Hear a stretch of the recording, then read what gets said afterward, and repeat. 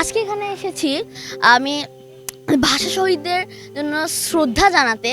ওরা যে আমাদের আমরা যাতে বাংলা ভাষায় কথা বলতে পারি এই জন্য তারা তাদের জীবন উৎসর্গ করেছে। তারা ভাবেওনি যে আমাদের পরের যুগ আসলে কীরকম হবে, আমরা কি তাদেরকে স্বাধীন করে ওরা কি ধরে রাখতে পারবে।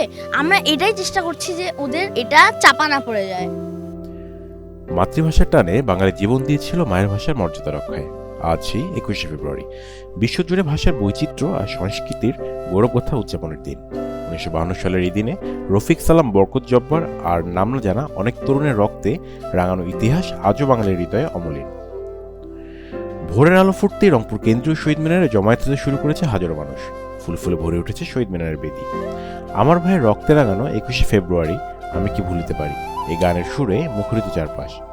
সবাই নতজান হয়ে শ্রদ্ধা জানাচ্ছেন ভাষা শহীদদের।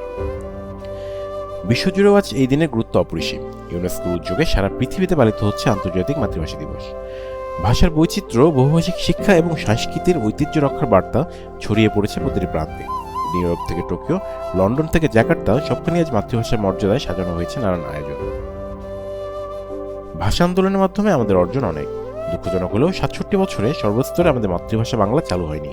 52-এর 21শে ফেব্রুয়ারিতে বাংলা ভাষার মুক্তি ঘটে সত্যি, তবে এখনও এই ভাষার যথেষ্ট ব্যবহার হচ্ছে না বাংলা ভাষা নিয়ে যথাযথ গবেষণা।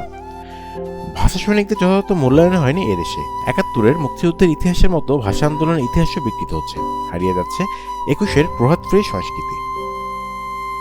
আমরা আঞ্চলিক ভাষা থেকে দূরে সরে যাচ্ছি, কিন্তু আসলে এটা উচিত নয়। আমাদের প্রত্যেকেরই আঞ্চলিক ভাষায় কথা বলা উচিত।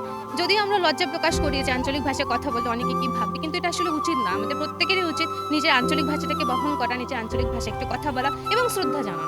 বাংলা আমাদের মাতৃভাষা। যতই আমরা ইংলিশ শিখি না কেন, বাংলা যখন আমি কথাটা বলবো তখন আমার মনের ভাষাটা আমি পুরো পরিপূর্ণভাবে কিন্তু প্রকাশ করতে পারবো।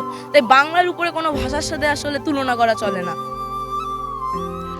ভাষার জন্য যারা জীবন দিয়েছেন, যাদের আত্মত্যাগ আজও আমাদের প্রেরণা, তাদের এই মহান ত্যাগের কথা চিরকাল বাঙালির হৃদয়ে অম্লান থাকবে।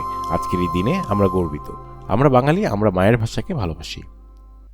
Mahbubur Rahman, RCTV news, Rangpur.